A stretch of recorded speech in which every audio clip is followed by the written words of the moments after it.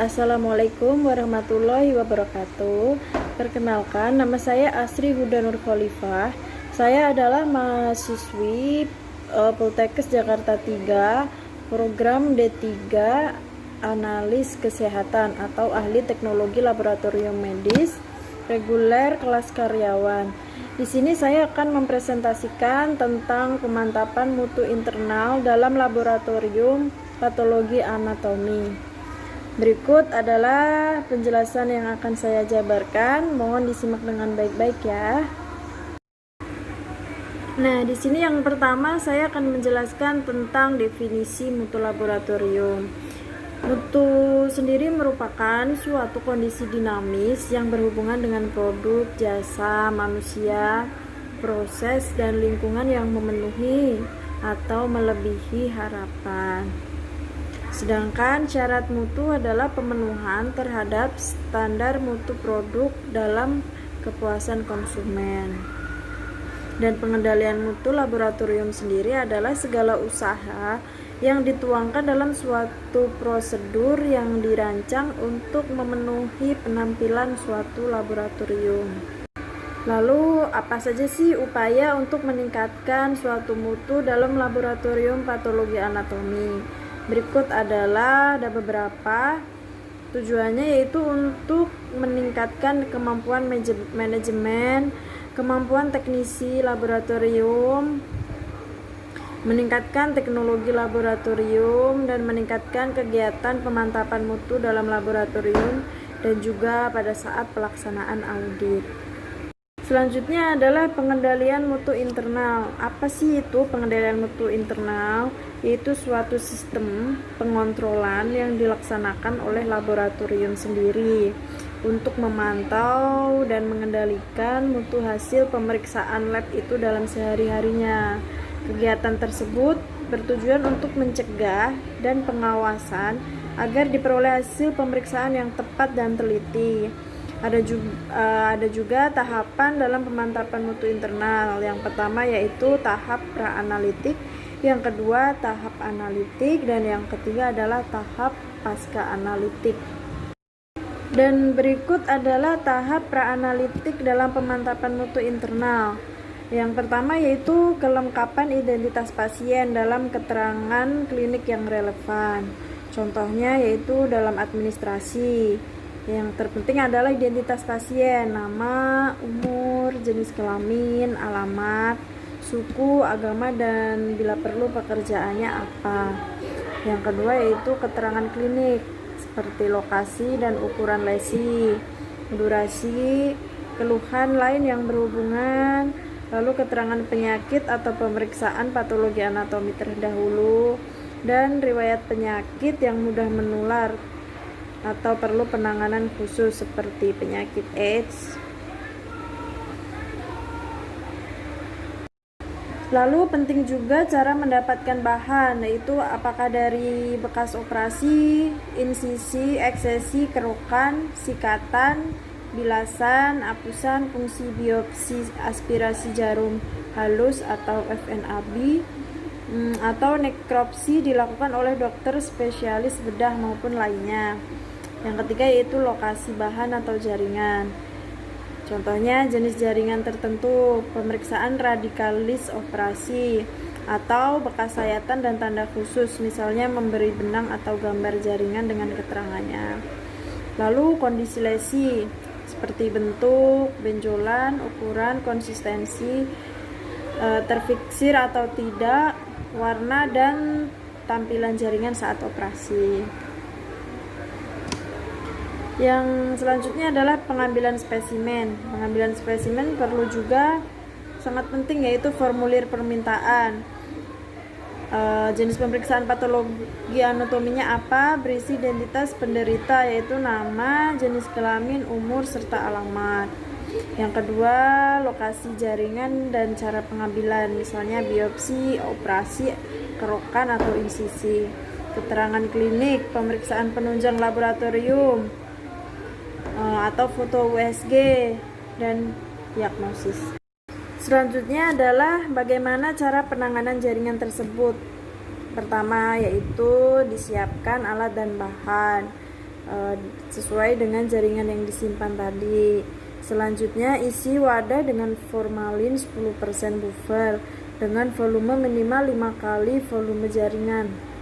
Yang ketiga, masukkan segera jaringan tersebut ke dalam wadah formalin, direndam kurang lebih 30 menit.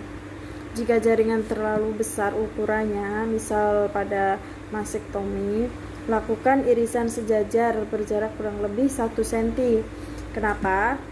Agar seluruh bagian jaringan tersebut terpapar oleh formalin.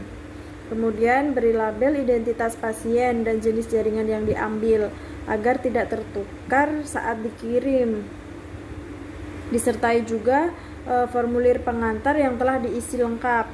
Kemudian fiksasi itu merupakan langkah yang sangat penting dilakukan karena sebagai mempengaruhi langkah selanjutnya dalam penanganan jaringan. Adapun cara penanganan cairan atau apusan.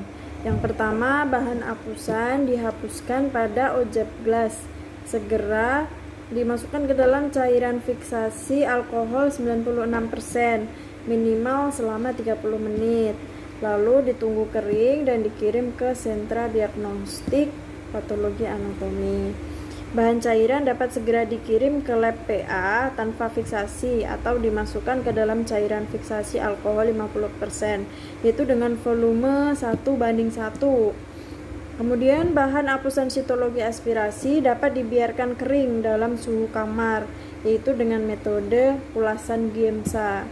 Dikirim ke sentra diagnostik patologi anatomi dan disertai keterangan yang jelas.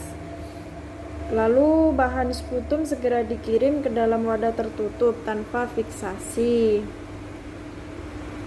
Berikut adalah gambar bagaimana sediaan apusan darah itu. Di situ terdapat ada 2 jenis sediaan apusan darah, yaitu apusan darah tipis dan apusan darah tebal. Bisa dilihat ya.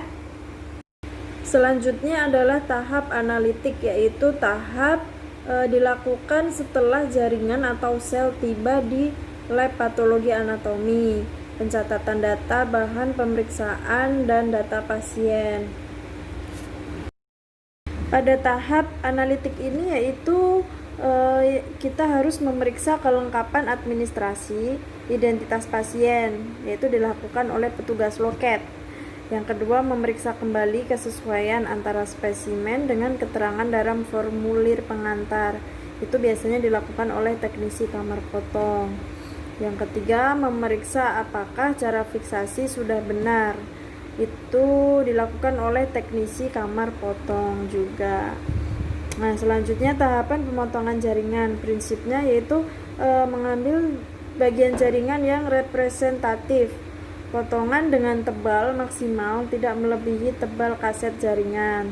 Kemudian memasukkan ke dalam kaset yang telah diberi nomor sesuai dengan nomor formulir. Jangan sampai ketukar ya. Kemudian banyak potongan bergantung pada jenis jaringan yang besar jaringan. Ada beberapa organ tertentu yang memerlukan potongan tertentu. Selanjutnya, setelah jaringan dimasukkan ke dalam kaset dan ditutup rapat, kaset dimasukkan ke dalam wadah berisi formalin buffer 10 fosfat. Selanjutnya adalah tahap pencatatan makroskopik. Di antaranya harus kita mencatat ukuran, warna, konsistensi, dan bentuk permukaan jaringan. Apakah ada jaringan tersebut ada perkapuran, lalu daerah potongan mana yang diambil, dan berapa jumlah potongan yang diambil. Perhatikan juga ukuran, letak, konsistensi, dan juga bentuk tumornya bagaimana, karena itu sangat penting untuk data. Selanjutnya adalah tahap pengelolaan spesimen. Yang pertama yaitu tahap filtrasi, yaitu untuk mempertahankan morfologi sel dan jaringan sesuai dengan struktur aslinya. Yang kedua, tahap dehidrasi, tujuannya yaitu untuk menarik cairan atau cairan fiksasi dari sel dan jaringan dengan alkohol konsentrasi bertahap. Kemudian ada proses clearing, yaitu tahap transisi antara dehidrasi dengan infiltrasi. Kemudian ada tahap impregnasi atau infiltrasi, yaitu proses penggantian cairan di dalam sel pada jaringan dengan parafin. Titik leburnya 60 derajat Celcius. Jaringan tersebut direndam dalam parafin cair. Yang kelima yaitu embedding. Embedding itu adalah proses penanaman jaringan di dalam medium yang cukup kokoh untuk mendukung jaringan ketika dipotong tipis, lalu diberi parafin cair hingga menutupi kaset. Kemudian seluruh keping jaringan berada di permukaan sehingga muncul secara utuh dalam pemotongan dengan mikrotom. Jangan lupa memeriksa apakah nomor pada blok parafin masih jelas sebelum dipotong. Selanjutnya tahap section, yaitu merendam organ dalam cetakan blok parafin, lalu blok tersebut diberi label dan siap disayat. Yang terakhir yaitu pewarnaan. Umumnya dalam pengecatan histopatologi digunakan cat hematoksilin eosin, di samping cat khusus yaitu PAS, Gomori, ZN, Mallory. Cat yang lebih khusus yaitu imunohistokimia, yaitu ER, PR, CD20, LMP. Nah, berikut adalah gambar fiksasi buffer formalin, di mana jaringan yang sudah kita potong tersebut kemudian kita masukkan ke dalam kaset. Diusahakan jaringan tersebut ukurannya tidak melebihi ukuran kaset. Jangan lupa untuk menulis identitas pasien, kemudian ukurannya berapa. Jangan sampai identitas tersebut hilang atau luntur. Berikut adalah alat yang digunakan untuk memotong jaringan, yaitu alat yang bernama mikrotom dan juga lempeng pendingin.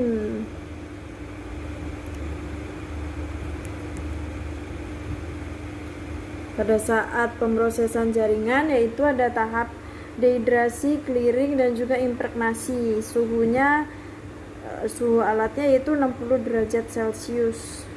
Bisa diperhatikan ya dalam gambar. Lalu tahap embedding, diisi parafin dispenser, base mold, dan juga posisi jaringannya diperhatikan.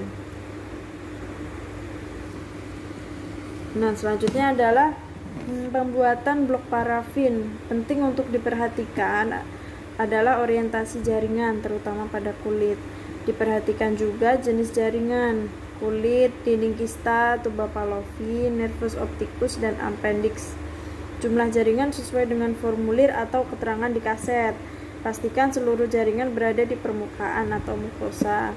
Lalu memberikan nomor pada blok parafin masih jelas sebelum dipotong. Sebelum dipotong, blok parafin di trimming terlebih dahulu.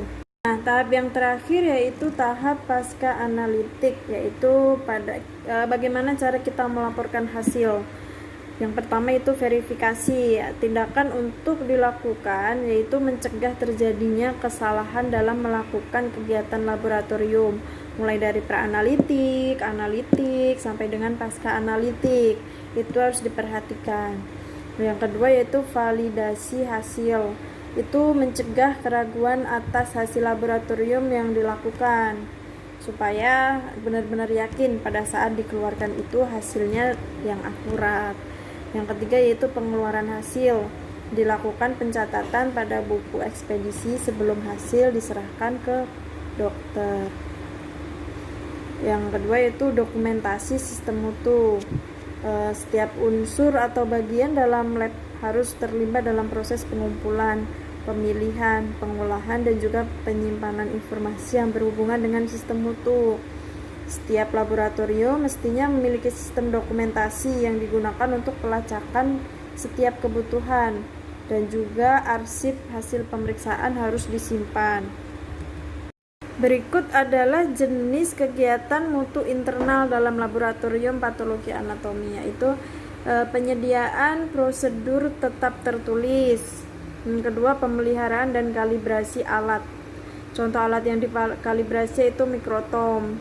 Uji kualitas reagen yang digunakan, apakah masih layak dipakai, apakah udah expired atau belum. dan juga uji ketelitian pemeriksaan dan ketetapan pemeriksaan dilakukan secara berkala. Nah, berikut adalah hasil pewarnaan pada sediaan yang sudah kita warnai. Berikut adalah contoh gambar sediaan dari ginjal yang diwarnai dengan pewarnaan hematoksilin dan eosin. Sel kromatin padat terdapat pada glomerulus dan sel dengan kromatin halus terdapat pada tubulus. Nah, berikut adalah sediaan kulit yang diwarnai dengan pemeriksaan hematoksilin eosin juga. Gambar yang sebelah kiri itu menunjukkan pH eosin terlalu tinggi. Kemudian gambar yang kanan menunjukkan eosin dengan yang sesuai, dapat membedakan serat kolagen dan jaringan saraf. Terima kasih presentasi dari saya, semoga bisa memberikan pengetahuan untuk teman-teman. Terima kasih atas perhatiannya. Assalamualaikum warahmatullahi wabarakatuh.